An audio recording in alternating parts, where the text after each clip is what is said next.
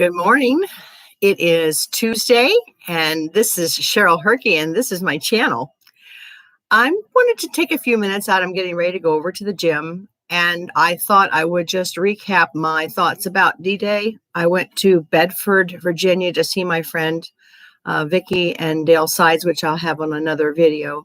He wrote amazing books that I want to tell you about, and he is my mentor. He really is a lovely man. And while I was there, he happens to live, I think by divine providence, right in Bedford, Virginia. And it's most known for the Bedford Boys of World War II. They lost 19 families in one day. In fact, all of the gentlemen that they lost were dead within the first 15 minutes of hitting Normandy.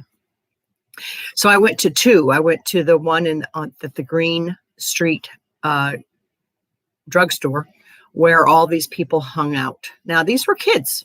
These were young people that joined the reserves as their patriotic duty, and they would get $1 a week.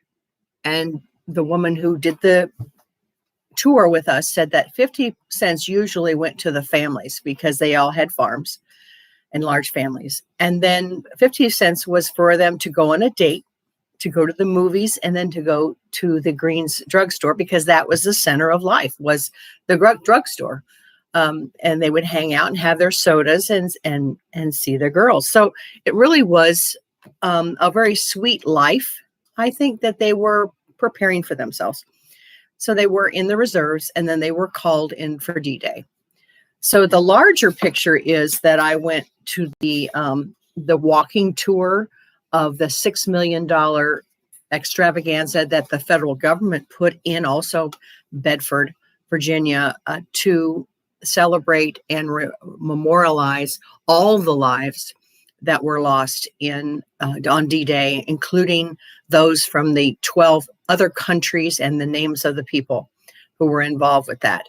It's a very beautiful display, and it is a large presentation of what they were trying to memorialize. And our guide was very touched. Vicki was with us. She lives there, and she took us there. And the woman was the guide, trying to be very stiff, but she had Vicki there. So it wasn't stiff for very long. Vicki was a normal person, had lived in that town and knew all the same people that she knew. So she softened up. And at the end of the tour, Vicki hugged her, and she said, "I haven't been hugged in 20 months. That's nice." So again, even though we went through a tour, the touch of people changes people. It does. And the things I thought about while we were finishing up, and we were in the car, and I said, I'm just not that much fun when it comes to these things. And Vicki asked me, well, why is that? Says, because I know the background. I know that the cabal financed both sides of that war. And there's even talk that allegedly they were involved in the setup of that. In addition, was said that Hitler was killed at the end of the war, which there are many people who would profess that he lived out a regular life in Argentina, and had 2 girl children that ran major countries in the world during that time after the war. I believe that one of them may be known by Angela, and the other one may be Teresa. And you can do your research on that, but it only makes sense that the 13 families would have prominent locations in history, and that they would have access to power and money. And this is those 2 people. The continuation is just what happened with the 13 families, since we know that they believe that they're the descendants of Cain and they're better than us, and that they deserve the money that we have, and that we are slaves. It just takes me back there. It makes me think of those 1,400 scientists who should have been killed in Nuremberg for their things against humanity, killing and hurting and maiming people. Treason. Instead, they were slipped into the American culture to develop things like MK Ultra and other types of activities associated with psychotropic drugs. So I'm no fun, because when you know the truth, you can't go back to sleep.